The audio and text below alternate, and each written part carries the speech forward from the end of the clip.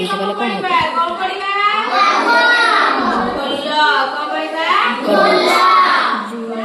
କହିଦେଉଛି।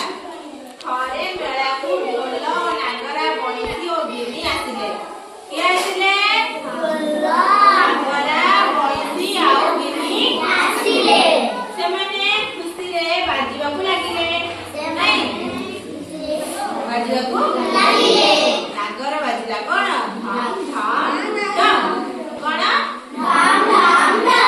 ଭଏସ ବାଜିଲା କେମିତି? P P P. ଭଏସ କେମିତି ବାଜିଲା? P P P. ଗୀତ ବାଜିଲା ଝମାକ ଝ। କଣ? ଝମାକ ଝ। ତୁ ଏତିକି ବେଳେ ପିଲାଟିଏ ଢୋଲ ଉପରେ ପାଣି ଢାଳିଦେଲା। କଣ ଢାଳିଦେଲା? ସ୍ୱର ବଦଳିଗଲା। ଢୋଲ ବାଜିଲା ଧପ ଧପ ଧପ ଧପ। କଣ? ଏ ଶୁଣି ସମସ୍ତେ ହସି ଉଠିଲେ। ଢୋଲ ମନ ଦୁଃଖରେ ସେଠାରୁ ପଳାଇ ଗଲା। ସେ ପାହାଡ ଉପରକୁ ଚଢିଗଲା। କୋଉଠି ଚଢିଗଲା? ଢୋଲର ପାଦ ଖସିଗଲା। କାହାର ପାଦ ଖସିଗଲା? ସେ ତଳକୁ ଖସିବାକୁ ଲାଗିଲା। ହେଲା, ହଠାତ୍ ସେ ଢୋଲିଆର ପାଦ ତଳେ ଅଟକି ଗଲା। ଢୋଲଟିଏ ପାଇ ସେମାନେ ଦୁଃଖରେ ଥିଲେ।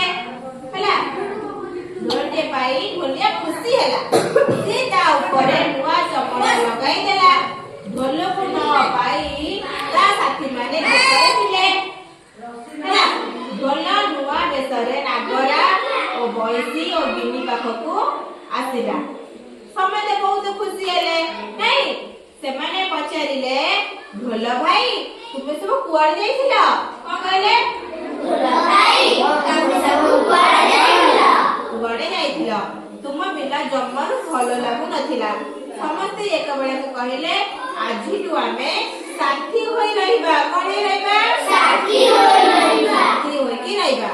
ଏଥର ବାଜାତକ ଏକ ସାଥିରେ ବାଜି ଉଠିଲେ।